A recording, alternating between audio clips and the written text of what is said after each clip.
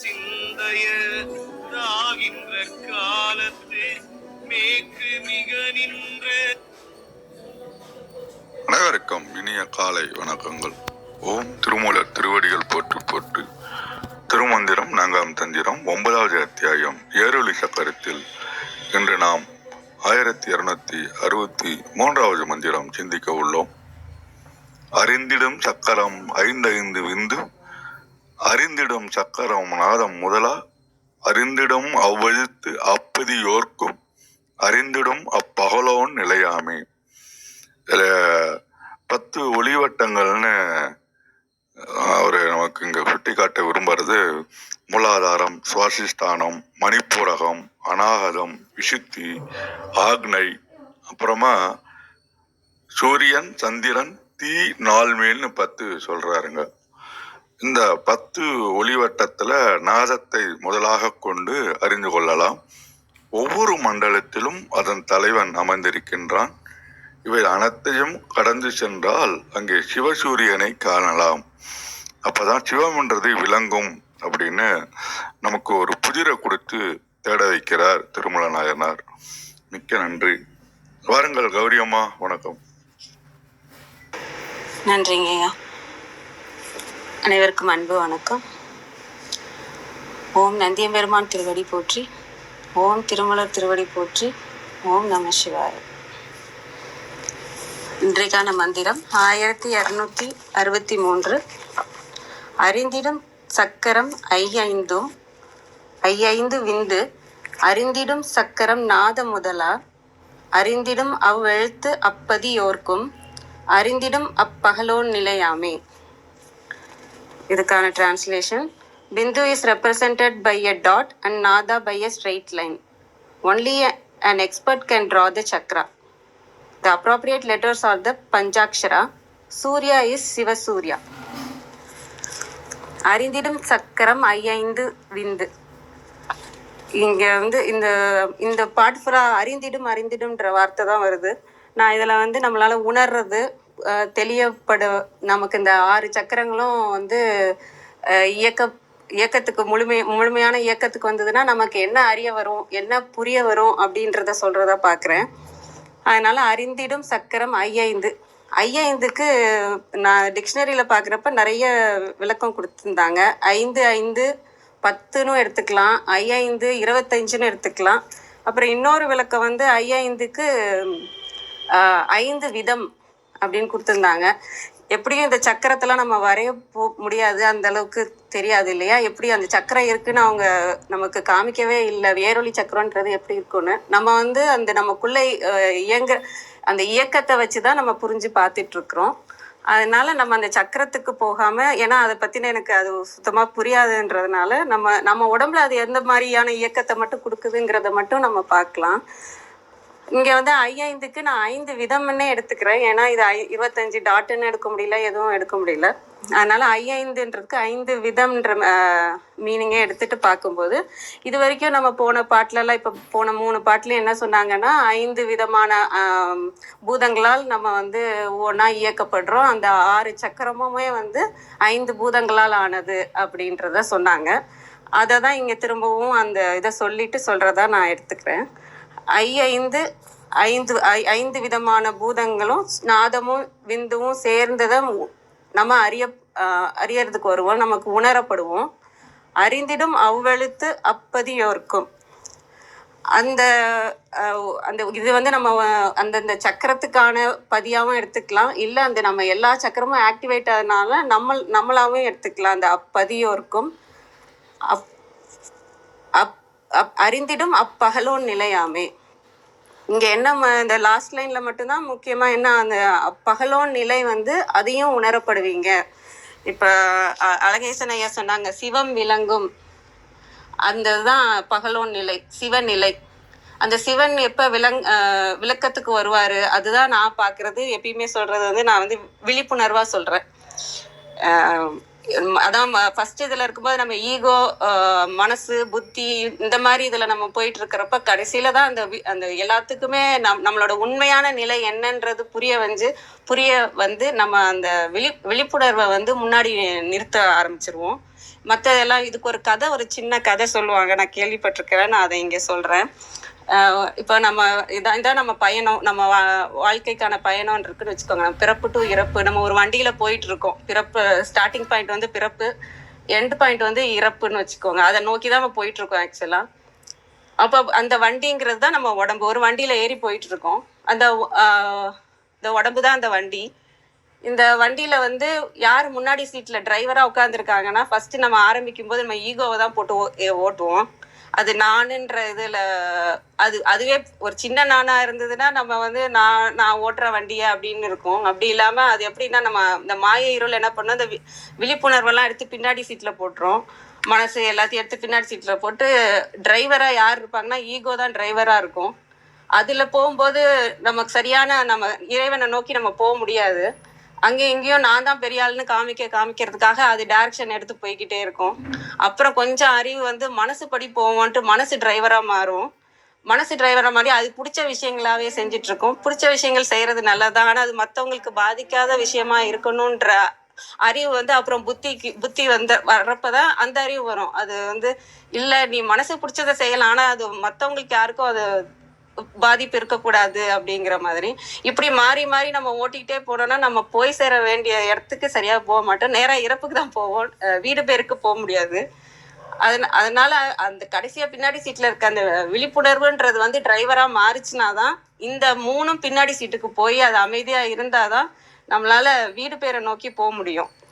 அந்த விழிப்புணர்வு எப்ப அந்த சிவநிலை, சிவம் விளங்கும்ன்றதுல நம்மளோட பிரகாசமா அந்த பகலோன் நிலையான சிவன் நிலை வந்து நமக்கு எப்ப வரும் அப்படின்னா, இந்த 6வது சக்கரம், எல்லா சக்கரமும் பேலன்ஸ் ஆகி 6வது சக்கரமும் இயக்கத்துக்கு வந்து பேலன்ஸ் ஆயிடுச்சுன்னா, அந்த விழிப்புணர்வுன்றது உங்களுக்கு வந்துடுச்சுன்னா எல்லாத்தையுமே உணர முடியும். அதனாலதான் இதுல அறிந்திடும் தான் கொடுத்துருக்காங்க. அதை முற்றும் உணர்ந்தவங்க அப்படிங்கிற மாதிரி.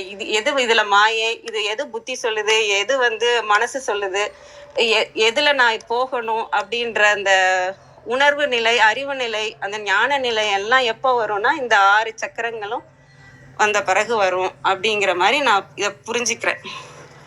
நன்றிங்க ஐயா, அனைவருக்கும் நன்றி. தியாகராஜனையா வாங்க ஐயா, வணக்கம்.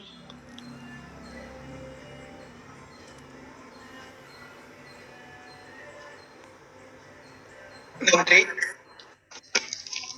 ஓம் திருமூலர் திருவடிகள் போற்றி. எங்கும் நிறைந்த பரம்பொருளை நினைந்து அவையோர் அனைவரையும் பணிந்து வணங்கி இன்றைய பாடலுக்குள் செல்வோம். 4ஆம் தந்திரம், ஏரொளி சக்கரம், அதிகார எண் 9, மந்திரம் 8. 9.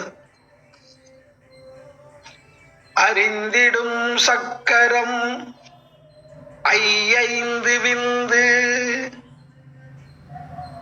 அறிந்திடும் சக்கரம் நாத முதலா,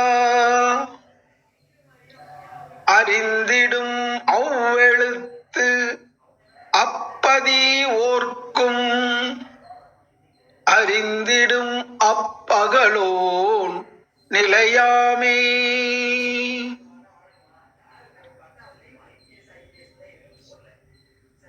அறிந்திடும் அப்பகலோன் நிலையாமே. இந்த உலகத்துக்கே ஒளி கொடுக்கக்கூடிய சூரியன் எப்படி இருக்கிறதோ அதுபோல இந்த உலக வாழ்வு நடக்குதுன்னா, இந்த பிரபஞ்ச இயக்கம் நடக்குதுன்னா அத்தனைக்கும் காரணமான ஒரு சக்தி. அப்பதி ஓர்க்கும், அந்த பதி என்பது யாரு அப்படிங்கிறத சைவ சித்தாந்தங்கள்லையும் ஞானிகளும் மகான்களும் விளக்கி இருக்கிறாங்க. தெய்வம் ஒன்றுதான். அந்த நிலை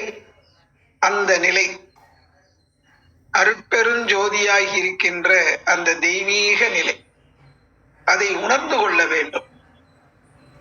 அதுதான்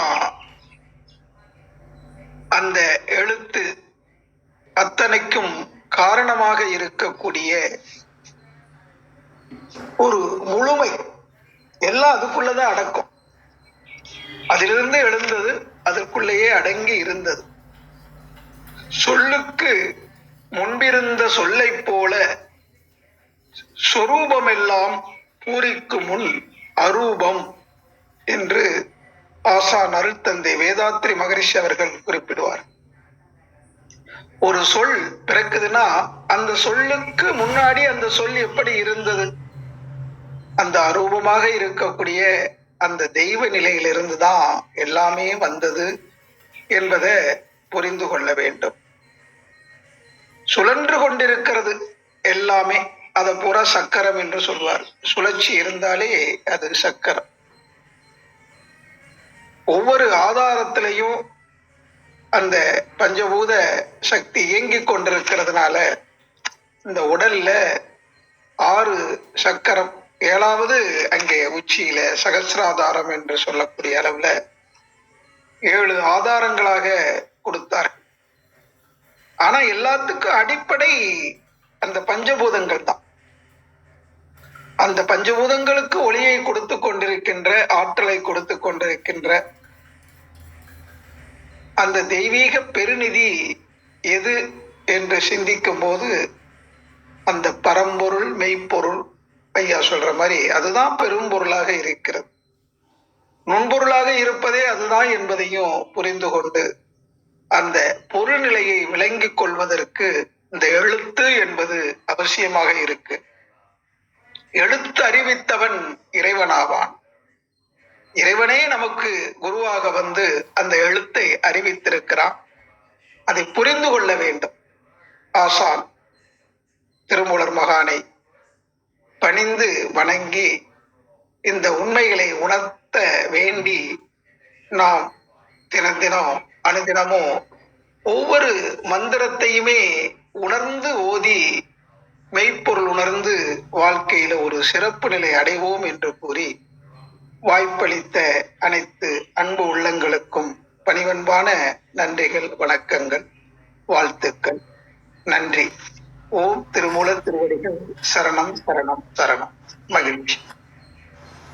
நன்றிங்கய்யா, அருமையா சொன்னீங்கய்யா, ரொம்ப நன்றி. இந்தியாம்மா வாங்கம்மா. வணக்கம்மா. அனைவருக்கும் வணக்கம். ஓம் சிவசக்தியை போற்றி, ஓம் திருமூலரே போற்றி. 1263வது திருமந்திரம். சக்கர அக்கரம் அகரம். திருமந்திரம். அறிந்திடுஞ் சக்கரம் ஐ5 விந்து, அறிந்திடுஞ் சக்கர நாத முதலா, அறிந்திடும் அவ்வெழுத்து அப்பதியோருக்கும், அறிந்திடும் அப்பகலோன் நிலையாமே. தெரிந்து கொள்ள வேண்டிய இச்சக்கரம் ஐ5 10 ஆகும். இதை நாதம், ஒலியை முதலாக கொண்டு உணர வேண்டும். அந்தந்த சக்கரங்களுக்கு, மண்டலங்களுக்கு அதிபதியான பதின்மர் உலர்.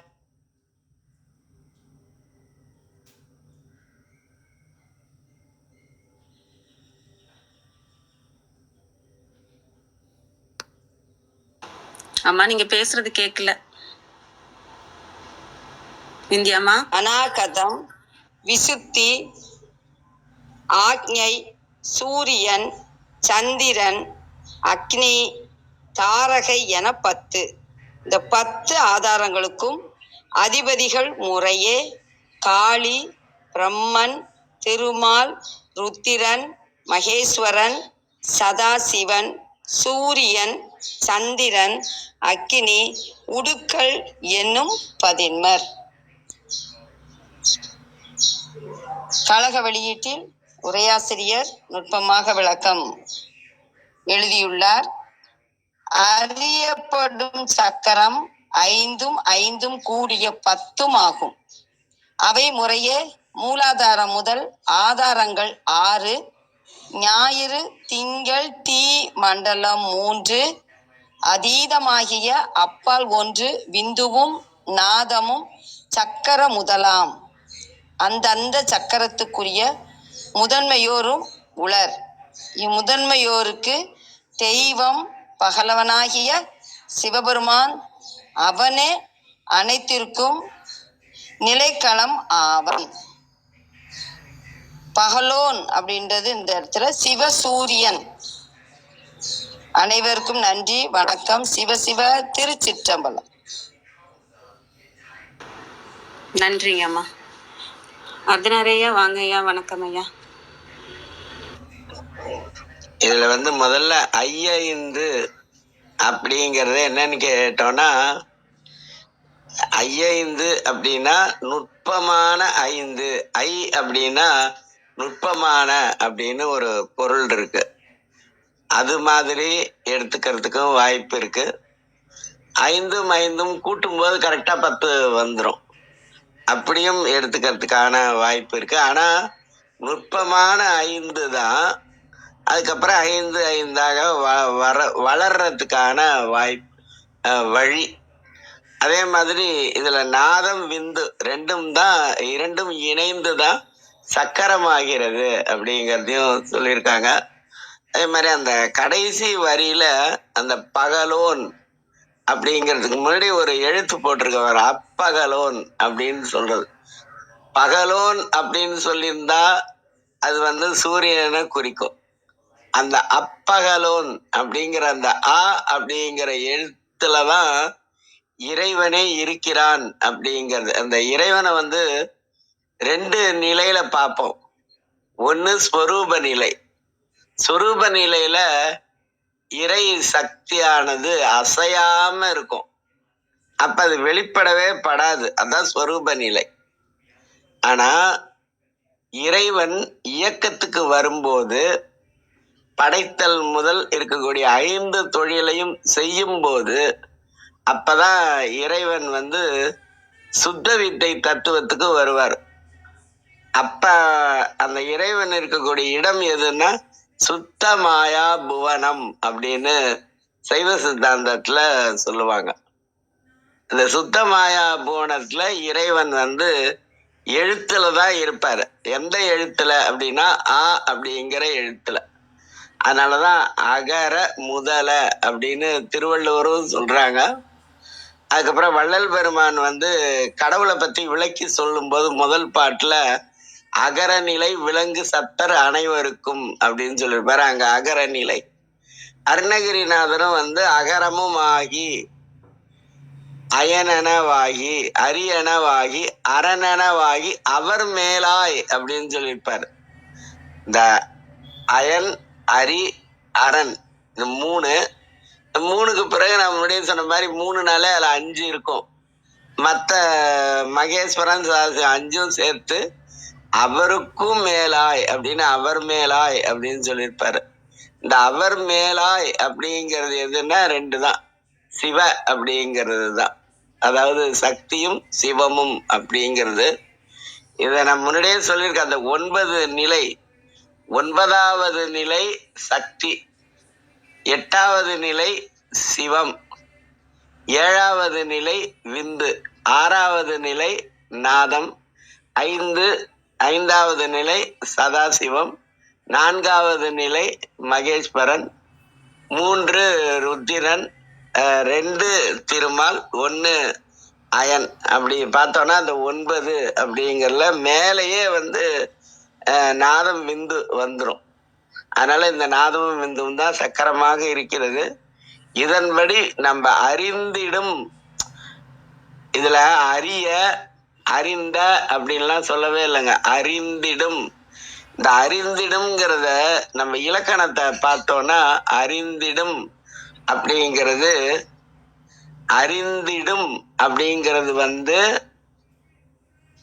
எதிர்காலம் மாதிரி தெரியும். ஆனா இது நிகழ்காலம். அது அறிந்து கொண்டே இருக்கின்ற. இதுக்கு இங்கிலீஷ்ல தெளிவா இருக்கும். இந்த அறிந்திடும் அப்படிங்கிறது என்னன்னா தொடர் நிகழ்காலம் அப்படின்னு சொல்லுவோம். அது ஆங்கிலத்துல பிரசன்ட் கண்டினியூஸ் டென்ஸ் அப்படின்னு சொல்லுவாங்க. ஆங்கிலத்துல மொத்தம் 12 காலம் இருக்கும். நமக்கு தமிழ்ல 3 தான் இருக்கும், தமிழ் இலக்கணத்துல. ஆனா ஆங்கிலத்துல பார்த்தோம்னா 12 காலம் இருக்கும். பொதுவா சிவன் கோவில்ல 6 கால பூஜை பண்ணுவாங்க.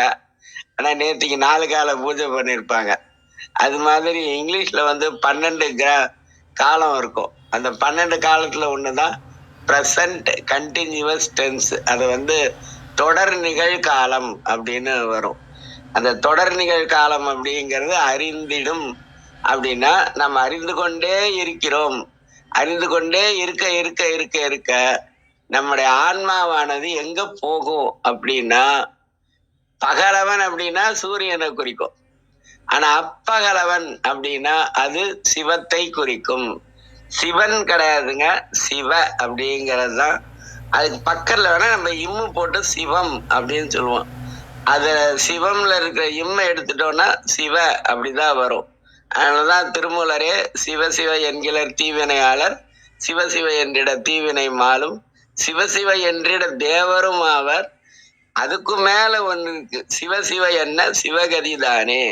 இந்த தேவர்களுக்கெல்லாம் கூட சிவகதிங்கிறது கிடைக்காது. ஆனா சிவ சிவ அப்படிங்கிற சிந்தனையில இருந்தோம்னா கண்டிப்பா சிவகதி அப்படிங்கிறது கிடைக்கும். அந்த சிவகதி அடையும் தன்மையை தான் இந்த இடத்துல வந்து நிலை அப்படின்னு சொல்றாரு. என்ன நிலை? பகலோன் நிலை. எந்த பகலோன்? அப்பகலோன் நிலை அப்படின்னு சொல்றாரு. அந்த அப்பகலோன் அப்படிங்கிறது அந்த சிவ அந்த தன்மையை குறிக்கும். இததான் நம்ம கோபுரத்துக்கு மேல கோபுர தரிசனம் கோடி புண்ணியம் அப்படின்னு சொல்லுவாங்க. அந்த கோபுர தரிசனம் அப்படிங்கிறது எதுன்னா சிவ. சீங்கிறது அப்பா, வேங்கிறது அம்மா. இந்த சிவ அப்படின்னு சொன்னாலே அத சிவசக்தியை தான் குறிக்கும். ஆனா நம்ம வந்து இந்த தொடர்ந்து சொல்லணும் அப்படிங்கிறதுக்காக இரட்டை கிளவி 2 தடவை சொல்லணுங்கிறதுக்காக சிவ சிவ அப்படின்னு சொல்லி நம்ம பழக்கப்பட்டுட்டோம். அதனால சிவ சிவ அப்படின்னு சொல்றது. இந்த அப்பகலோன் அப்படிங்கிறது சிவகதி அடையக்கூடிய அந்த தன்மையை தான் குறிக்குது. இந்த உயிருக்கு ஃபைனல் ரிசார்ட், நிறைவான புகலிடம் எது? கடைசி புகலிடம்னு சொல்லக்கூடாதுங்க, நாட் லாஸ்ட் ரிசார்ட். இது வந்து ஃபைனல் ரிசார்ட் அப்படிங்கிறது என்னன்னா, இந்த உசுருக்கு நிறைவான புகலிடம் அப்படிங்கிறது சிவகதி அப்படிங்கிறது தான். அந்த சிவகதியை தான் இந்த பாடல்ல சொல்றாங்க. நன்றி, வணக்கம். நன்றிங்க ஐயா. நிறைய கத்துட்டோம். வழக்கம் போல உங்கள்ட்ட இருந்து நிறைய விஷயங்கள் தான். நன்றிங்க ஐயா. வேற யாராவது? வணக்கம். ஒரு சந்தேகம். 5 என்று சொல்லும்போது அந்த நிலம்னு எடுத்துக்கிட்டா நிலத்துல நீர், நிலத்துல நெருப்பு, நிலத்துல காற்று, நிலத்துல அந்த ஆகாயம் என்ற அளவுல நிலத்துல நிலம், நிலத்துல நீர், இப்படி வந்து 5ஆக பாக்குறாங்க இல்லையா? அதே மாதிரி நீர் எடுத்துக்கிட்டா அந்த நீர்லயும் நிலம் இருக்கு, நெருப்பு இருக்கு, எல்லாமே ஒன்றுக்குள்ள ஒன்றாக இருக்குது இல்லையா? அருட்பெருஞ்சோதி அகவல்ல கூட அந்த வரிகள்லாம் காற்றடை காற்றாய் அது மாதிரிலாம் வரும் இல்லையா? ஒருவேளை அந்த பகுப்பாக இருக்குமோ, அந்த 25ஆக சொல்லியிருப்பாங்களோ? சார் அது நீங்க கரெக்ட் சார். என்னன்னு கேட்டீங்கன்னா, ஆங்கிலத்துல 2 நிலை இருக்கு சார். ஒன்னு இனிஷியல், இன்னொன்னு ஃபைனல். இனிஷியல் அப்படிங்கிறது தொடக்க நிலை. தொடக்க நிலைங்கிறது 5ஆக பார்ப்பது. ஆனா நிறைவு நிலை அப்படிங்கிறது 25ஆக பார்ப்பது. மண்ணினில் 5 வகையும் கலந்து கொண்டு அன்னுர வகுத்த அருட்பெருஞ்சோதி. நீங்க சொன்ன வரி இதுதான். மண்ணினில் 5 வகையும் கலந்து கொண்டு அன்னுர அன்னுர அப்படின்னா பொருந்தும்படியாக அப்படின்னு அர்த்தம். அந்த இடத்துல 3 சொல்லி இன்னும் போட்டிருப்பாங்க. அன்னுர வகுத்த அருட்பெருஞ்சோதி. மண்ணினில் 5 அப்படின்னு பார்க்கும்போது நான் மண்ணுல தொடங்குனா மண்ணுலயும் 5 இருக்கும். நீங்க சொல்ற மாதிரிதான், நிலத்துல 5, நீர்ல 5, நெருப்பில் 5, காற்றில் 5, ஆகாயத்தில் 5 இருக்கும் அப்படிங்கிறது. இதுல என்னன்னா, இறைவன் படைக்கும் போது முதல்ல படைச்சது ஆகாயம், அப்படி கீழே வருவோம். ஆனா இயங்கும் போது ஒன்னொன்னுலயும் 5 இருக்கும் சார். நீங்க சொல்றது நுட்பமான விஷயம். அதனால வந்து தூளமா பார்க்கும்போது 5, ஆனா அதை நுட்பமா சூக்குமம்னு சொல்றோம்ல, சூக்குமமா பார்க்கும்போது 25. 25ங்கிறது சரிதான். ஆனா இந்த இடத்துல அது சொல்லலாமான்னு தெரியல. அதனாலதான் நான் அதை குறிப்பிடல. 5 அதாவது எழுத்தை பத்தி பேசும்போது, அந்த விந்துவை பத்தி பேசும்போது எல்லாத்துக்கும் அந்த மூலப்பொருள் ஒன்று தானே? நன்றிங்க நன்றிங்க. உங்களுக்கு நீங்க நேரா என்ன பண்ணணும்னா சிவ வாக்கியரை போய் சந்திங்க சார். சந்திக்கிறதுனா அதை படிக்கிறது. அவர் சொல்லுவாரு, ஆன அஞ்செழுத்துளே ஆதியான மூவரும், ஆன அஞ்செழுத்துளே அண்டமும் அகண்டமும், ஆன அஞ்செழுத்துளே அகாரமும் மகாரமும், ஆன அஞ்செழுத்துளே அடங்கலாவல் உற்றது. அப்படி எல்லாமே இந்த எழுத்து அப்படின்னு சொல்றாங்கல்ல, அந்த எழுத்துல 5 எழுத்துல ஓர் எழுத்து அப்படின்னு பாத்தீங்கன்னா சி, 2 எழுத்து அப்படின்னு பாத்தீங்கன்னா சிவ, 3 எழுத்து அப்படின்னு பாத்தீங்கன்னா சிவாய. ஏன்னா ஏங்கிறது உசுறு. இந்த உசுறு எப்பயுமே அம்மாவுக்கு பக்கத்துல தான் இருக்கணும். அதனால எப்படி போட்டாலும் ஏன் வந்து வாக்கு பக்கத்துல வரும், சிவாய அப்படிங்கிறது. அப்புறம் 4ன்னு பாத்தீங்கன்னா மசிவாய, அப்புறம் 5ன்னு பாத்தீங்கன்னா நமசிவாய. அந்த சி அப்படிங்கிற ஓர் எழுத்து 5 எழுத்தாக வளர்கிறது. அதனால்தான் இந்த இடத்துல அகரக்கலை அப்படின்னு சொன்னாங்க. கலை அப்படின்னாலே வளர்வது அப்படின்னு அர்த்தம். வளர்ந்தா கலை, தளர்ந்தா நிலை. நமக்கு நிலை வேணா கலையே இருக்கட்டும். நன்றி. மகிழ்ச்சி மகிழ்ச்சி இல்லையா, மிக்க நன்றி. மிக்க நன்றி. வேற யாருக்காவது ஏதாவது கருத்துகள் சொல்லணுங்களா? ஏதாவது கேள்விகள் கேட்கணுங்களா? தளத்தை நிறைவு செஞ்சுக்கலாமா? அனைவருக்கும் நன்றி. கேட்கும் தளத்தில் இணைந்த அனைவருக்கும் நன்றி. தளம் நிறைவு பெறுகிறது. நாளை சந்திப்போம். நன்றி.